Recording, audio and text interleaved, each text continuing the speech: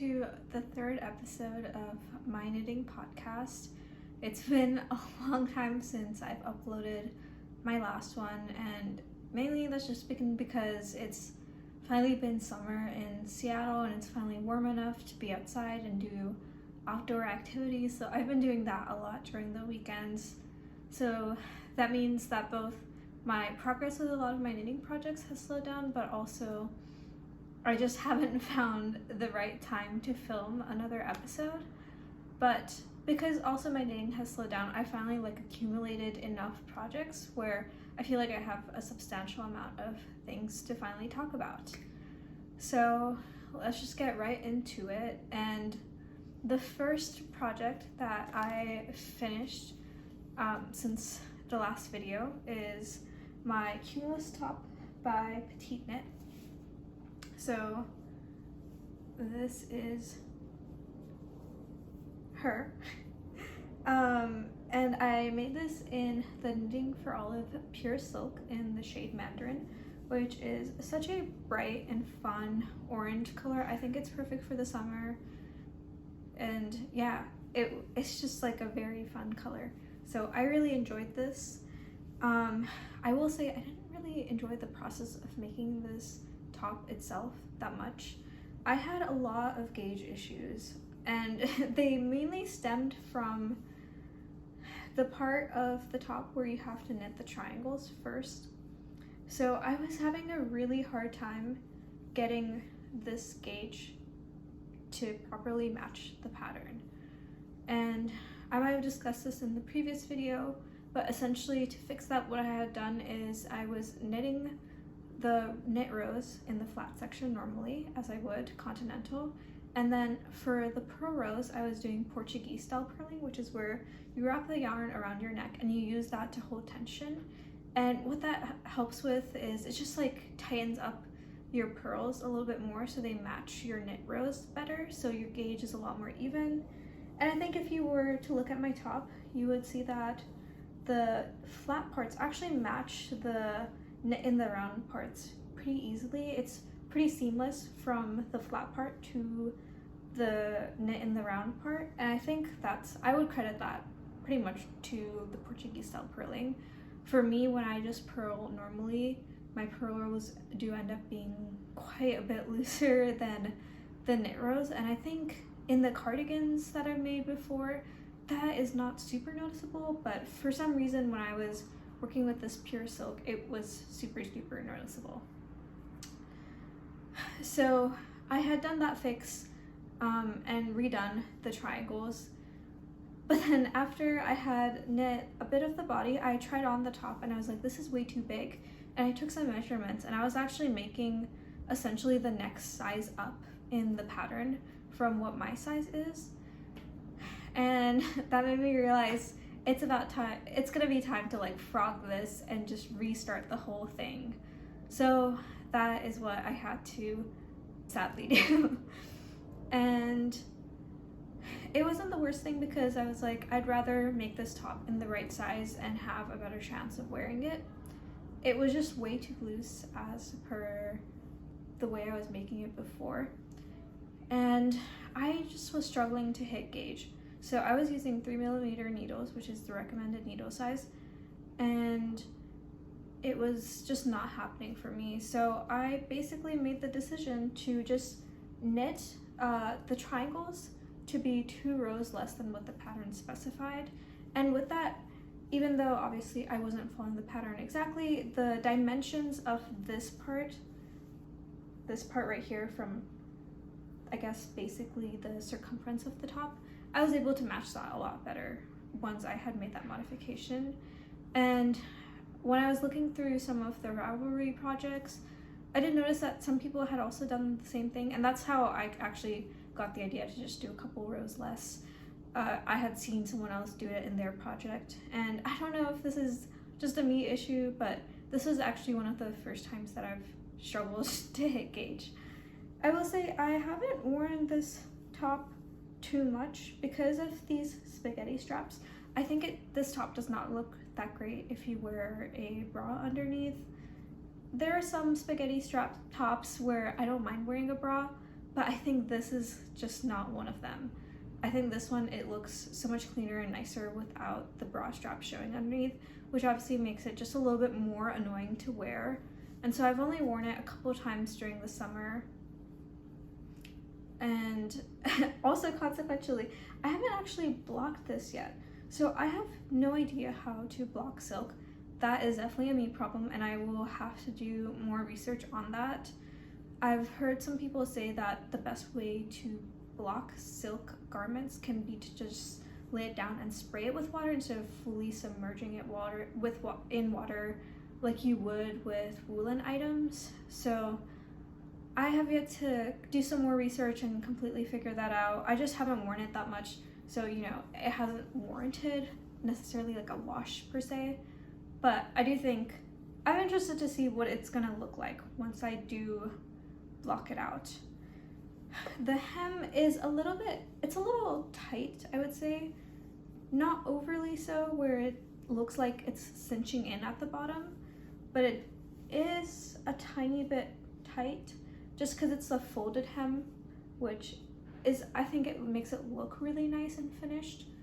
But I wonder if that's something that will even out a little bit more with blocking. So we have yet to see about that. I think this top is pretty cute and it's very basic, but I don't know if I would make this again. It wasn't my favorite thing to make, mainly because of the gauge issues, I guess, and how many times I had to frog things and restart for something that was so simple of a pattern. But also when I wear this top, you can kind of see it right now, but maybe it's just the way the increases work for the triangle sections, but it ends up kind of bulging out a little bit. Obviously it's not a huge issue, it's not super noticeable, but these parts don't actually sit super flat, and it's just a tiny little thing, but I think that's enough for me to be like, oh, maybe I wouldn't make this pattern again. But I am happy to have this top in particular. I think it pairs really well with jeans, denim. Like the orange looks great on top of blue jeans, and it pairs well with skirts too. It's a good summer top overall. And moving on to my next pattern. So because I had been making I made like 2 summer tops, but both these tops were with fingering weight yarn and 3mm needles. And I was just getting sick of the feeling of using tiny needles. I can't really explain it, but it just kind of, holding on to tiny needles does not feel super pleasant in my hands. And I just wanted to work on something with slightly thicker yarn, slightly bigger needles. Like honestly, I would have been happy with just using 4mm needles.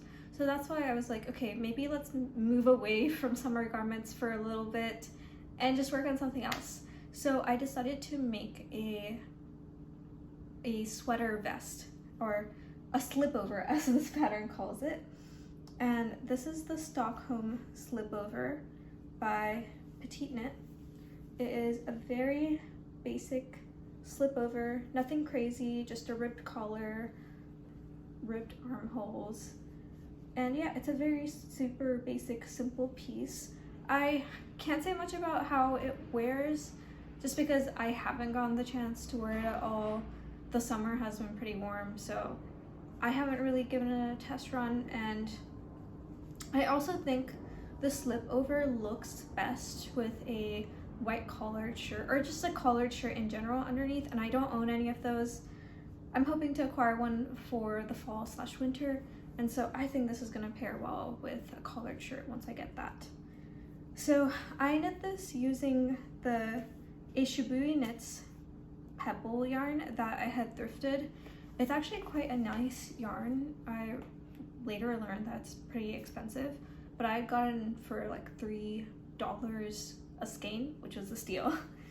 And that yarn is essentially a light fingering weight yarn, and I had tried to knit swatches before with that, and I was thinking of making a garment with just that yarn, but I realized it's very, very fragile. And like, even when I was knitting this garment, I had maybe 1 or 2 spots where the yarn just snapped like in half. And so when I had made swatches with that yarn, I basically thought that maybe I shouldn't just use this yarn like on its own. Maybe it pairs better with a second yarn to give it a little bit more structure, to make it a little less fragile, and just overall more pleasant to work with. Because in weight, it's very thin, so I thought it would pair really well with like another fingering weight yarn. So essentially that's what I did. I also got the second yarn in this is the Sandnes Garn Baby Wool in the color Old Pink. Okay, so let me talk a little bit about the garment and its construction itself. So this garment is my first time making a sweater vest, and I was pretty happy with how quickly it happened. Obviously, in comparison to a sweater, it's a little bit different because, you know, you don't have to knit the arms. It's just, you just knit round and for the body and you're basically done. So it actually went by pretty fast. It's just that I was working on it very sporadically, so it took me close to a month to finish. But if you looked at how much time I was actually spending on it, it was actually pretty quick, especially considering it was on 4mm needles. So it was much faster than the summer tops that I was making, which is good. And this garment was my first time doing German short rows. So one thing that I like to do with patterns is when I pick out a pattern, I love seeing a technique that I haven't done before, because to me that just looks like, oh, it's an opportunity to learn something completely new. And as someone who has just started out knitting just this year, there's so much I need to learn. There's so many things that I have just not done yet, and short rows is one of them. So as you can see, there are short rows for the neck shaping, and it's kind of cool how it helps the garment just sit a lot better around your neck. So essentially, if you don't know what short rows are supposed to do, they're just little bits of knitting that will, you know, add on rows in certain spots so that things sit a lot better. So if you ever look at like garments from, you know, a regular clothing store, you'll notice that the neckline obviously sits a little bit higher at the back than the front. And that's obviously because of the way human necks are shaped. You know, your neck kind of comes down this way. And if you don't use German short rows and you do something that's symmetrical, like this doesn't sit as well. You kind of just get kind of choked by the color of your garment. So that's why short rows are important, and that's why it's a technique that I knew I needed to learn if I wanted to make garments that fit super well. So this was a great opportunity for me to learn that. And also, one other thing that was new for me with this garment was using superwash wool. So I will say that I'm very influenced by people around me and on the internet. When I watch a lot of other podcasts, I've seen a lot of YouTubers say that they don't enjoy working with superwash wools, which as a beginner, I took that to heart. I was like, oh, I guess I would also not enjoy working with superwash wools. So I kind of stayed away from that too. But when I went to the yarn store to purchase some new yarns, I came across this yarn and it felt really soft, and it was the right weight, and it was the right color to pair with the yarn that I had thrifted. And so I was like, you know what, let me just get this and I will see for myself whether or not I hate superwash. And I will be honest and say, like, I had a pretty pleasant experience with it. Superwash yarn is super smooth and nice to work with. It feels good on my fingers personally. I enjoyed the experience of knitting with it. And I think the garment did not grow an insane amount once I blocked it. This is actually the final blocked garment. And I think size-wise, it still fits pretty true to what I had wanted it to fit like. And yeah, so I think I learned that maybe I actually do like superwash wool, and that I should try things out instead of just taking people's word for it. And obviously with all things knitting, everything is very personal, so I think it's just a matter of trying things out at least once to see if you would enjoy that experience or not for yourself. I will say though, I think using a superwash wool in conjunction with a non-superwash wool kind of defeats the purpose of using a superwash wool. I think the point of a superwash wool is that you can kind of just chuck it in the washer and wash it normally. But because I paired it with a non-superwash wool, I don't think I can actually do that with this garment, which I don't mind. I don't mind hand washing my woolen items, so it's okay with me. And yeah, I think that's all I have to say for this garment. It was a pretty easy pattern to follow along with. I had a good time making it, and I'm excited to try it out in the fall. And now for my third and final finished project is the Musselburgh hat by Ysolda Teague. And for this garment, I used I'll say superwash yarn, which was a mix of merino and nylon. So it's kind of basically like a sock yarn. And it was dyed by Jada Woo Designs, and I think that is a local Pacific Northwest yarn dyer. So it's really cool. This is my first time working with hand-dyed yarn, and I actually got this yarn from a friend who got it from Pike Place Market in Seattle, which is like the big touristy market in Seattle, but there are a lot of cool yarn stalls in that area as well. And this hat is super interesting. If you've seen other people make it, you'll know that it's like essentially like a huge tube that's like closed on both sides, and you kind of just fold it in on itself. Let me see if I can do this relatively quickly. Yeah, that wasn't so bad. You kind of just like fold it in on itself, and then I knit this kind of long because I love a fat brim for my beanies.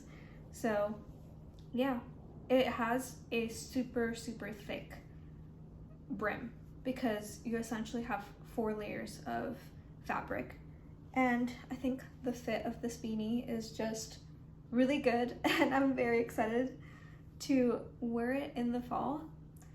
Again, yeah, this is another fall garment, which isn't very practical for right now, but once I got the skein from my friend, I knew like I always wanted to make a Musselburgh hat, but I didn't have the yarn for it.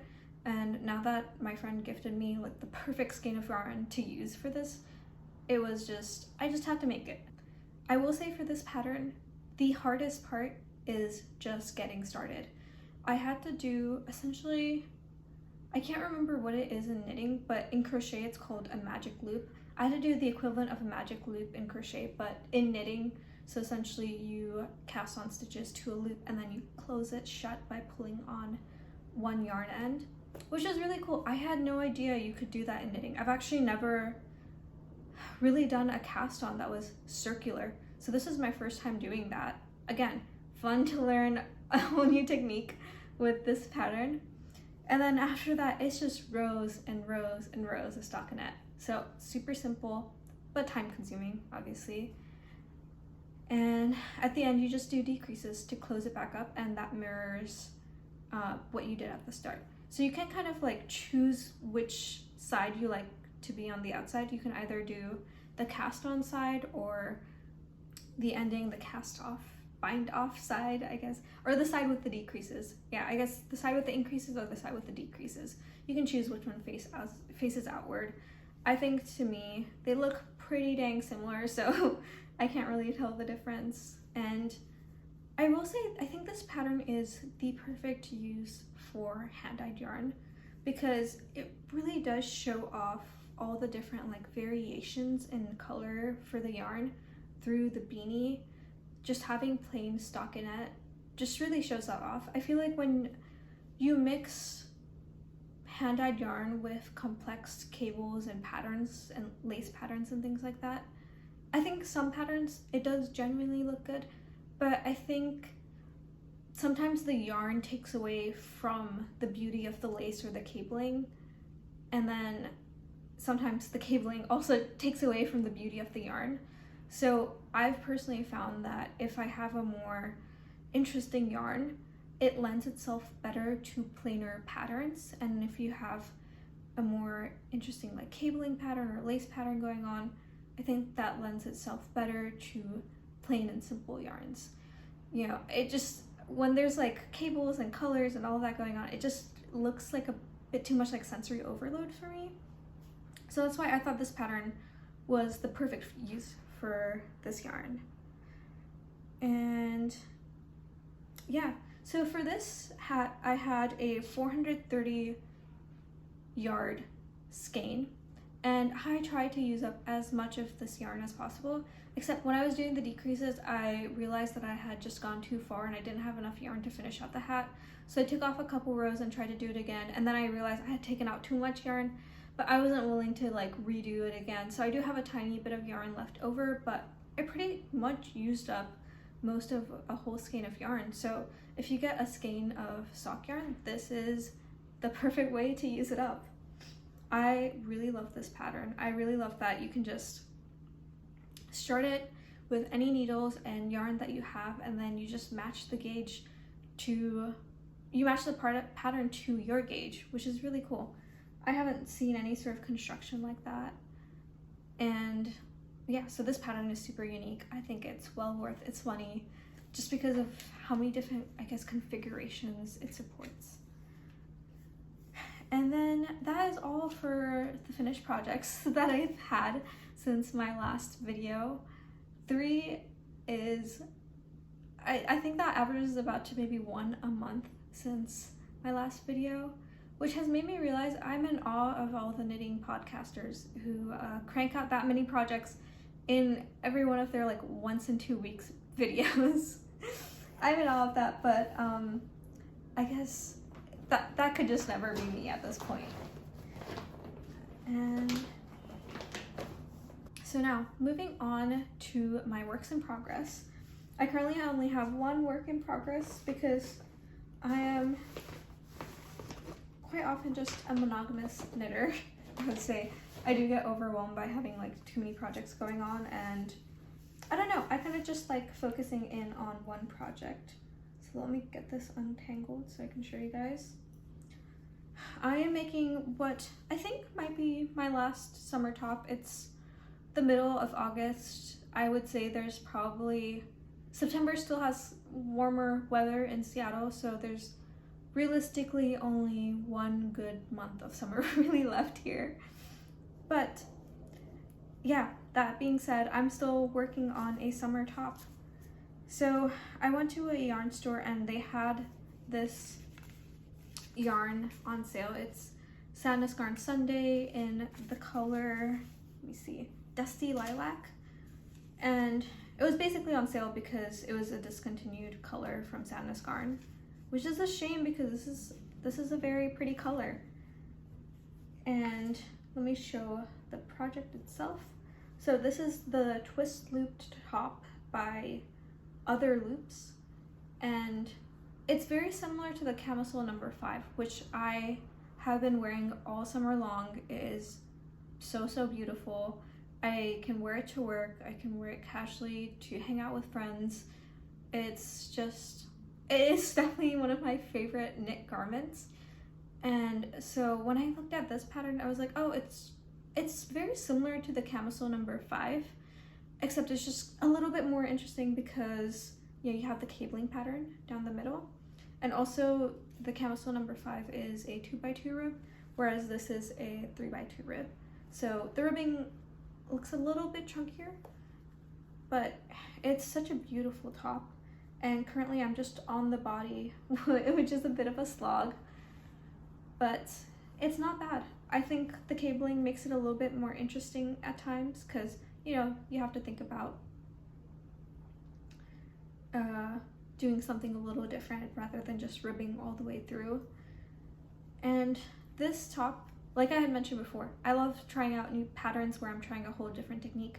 This top is my very first attempt at cabling, and you can tell my cables don't look super duper even, but I'm still very happy with them. And I was very surprised to learn that cables are actually not that hard. So essentially, I don't have a cable needle. So what I've been doing is I have another like 3.5 millimeter or 3.25 millimeter needle. So this is knit on 3 millimeter needles. And I've been using like a 3 millimeter like interchangeable needle as my cable needle. And it's been working decently well. I don't know if like that's the best way to do things, but that's the way I'm doing it.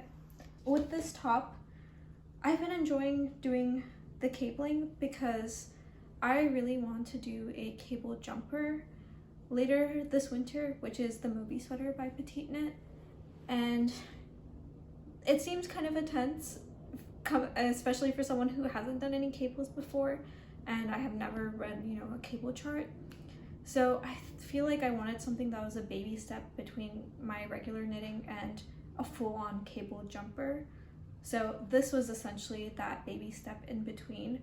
So now I feel like, oh, cables are not super difficult, so it'd be easy to move on to a cable jumper later this winter. I do have the yarn for it purchased, so I am really looking forward to doing that.